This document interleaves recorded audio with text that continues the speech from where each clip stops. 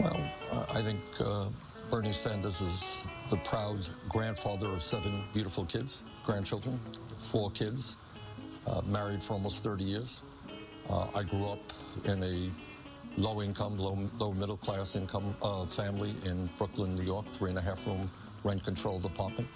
And growing up without a whole lot of money, George, that has been, I think, the most significant educational factor, if you like, in my life. I know what it's like to live in a family without a lot of money. Most people don't believe you can actually become president of the United States. Are you worried at all that your race might weaken Hillary Clinton without helping yourself? Well, let me just say this about my political career. I think few would argue that it is the most unusual political career in the United States Senate. Nobody thought that I would be elected mayor of Burlington, Vermont. Very few people thought that I would beat an incumbent Republican to become United States Congressman from Vermont by 16 points. And people weren't so sure I could beat the richest person in Vermont to become a United States Senator. So I would say, don't underestimate me. Because for the last 30 years, I've been standing up for the working families of this country, and I think I'm the only candidate who is prepared to take on the billionaire class, which now controls our economy and increasingly controls the political life of this country. We need a political revolution in this country involving millions of people who are prepared to stand up and say enough is enough. Taking on the billionaire class and Wall Street and the Koch brothers is not an easy How are you task. going to get elected president if you take on the billionaire class? That's a very Don't you watch the elections? Well, Chris, I mean, you know, to be very honest with you, we may have reached the point, the tipping point. President, Senator from Vermont is recognized. Mr. President, there is a war going on in this country, and I'm not referring to the war in Iraq or the war in Afghanistan. I'm talking about a war being waged by some of the wealthiest and most powerful people in this country against the working families of the United States of America, against the disappearing and shrinking middle class of our country. The reality is that many of the nation's billionaires are on the warpath. They want more, more, more. Their greed has no end, and apparently there is very little concern for our country or for the people of this country if it gets in the way of the accumulation of more and more wealth and more power. Mr. President, in the year 2007, the top 1% of all income earners in the United States made 23.5% of all income. Top 1% earned 23.5% of all income, more than the entire bottom 50%. That's apparently not enough.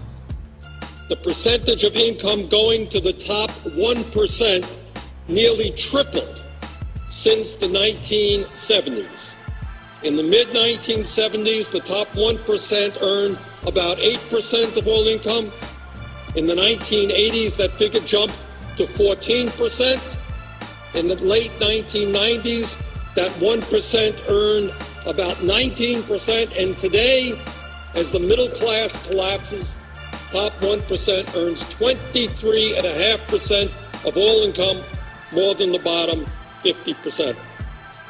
Today, if you can believe it, the top 1/10 of 1% earns about 12 cents of every dollar earned in America. So we talk about a lot of things on the floor of the Senate, but somehow we forget to talk about the reality of who is winning in this economy and who is losing. And it is very clear to anyone who spends 2 minutes studying the issue that the people on top are doing extraordinarily well at the same time as the middle class is collapsing and poverty is increasing. Mayor Bernard Sanders of Burlington, Vermont, how does a socialist like yourself keep winning elections in a country we generally consider that has a two-party system? Well, I think we win in Burlington. I should point out that in Burlington, I am the mayor, and I've won on 4 occasions, but we have 13 people on our city council, our board of aldermen, and 6 of them are progressive, so it's not just me. We have probably the only strong 3-party city in the United States of America. And I think the reason that we win and continue to win is that increasingly people are frustrated and angry about a 2-party system, which is dominated by big money, which does not pay attention to the needs of working people or elderly people or poor people. And I think if you talk common sense to the people and you say that government is supposed to represent the needs of those people who today are not getting a fair shake, you know what? They'll vote for you.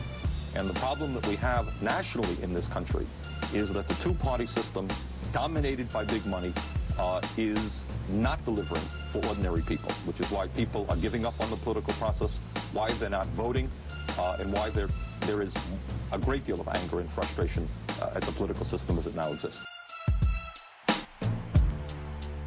We continue to see a national disgrace in terms of how the political parties and politicians raise money for their campaigns. Clearly there is something wrong when corporate America and big money interests are able to contribute hundreds of thousands of dollars to political parties, significant amounts of money to candidates.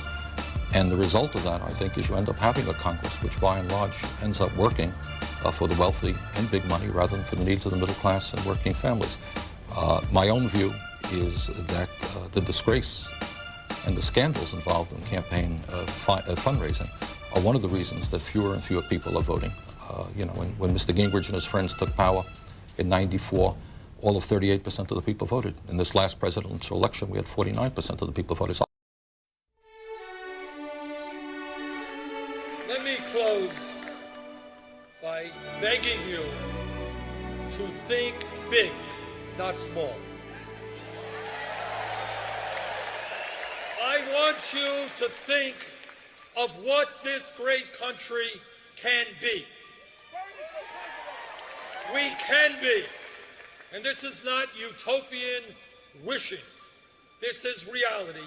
We can be a nation which joins other nations around the world in guaranteeing health care to all people as a right. We can be a nation in which working parents go to work. They know that their babies and their kids are in quality, affordable child care. We can be a nation in which every American, regardless of his or her income, can get a college education. We can be a nation not where seniors today who are living on $12,000, $13,000 a year cannot afford their medicine or to heat their homes. We can be a nation in which every senior lives out their lives in dignity and security. We can be a nation in where everyone, no matter their race, their religion, their disability, or their sexual orientation, realizes the full promise of equality that is our birthright as Americans. Brothers and sisters, this is the nation we can create when we stand together and not let people divide us. We cannot be divided by black and white, by native born and by immigrant, by gay or straight, by male or female. They have unlimited sums of money. They own much of this country. They control much of the media. They are very powerful, but we have something that they do not have. We have a united people.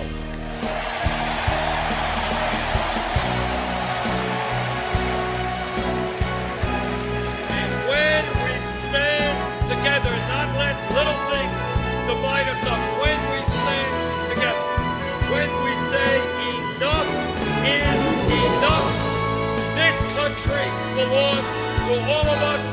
When we do that, there is nothing we cannot accomplish. Thank you all very much.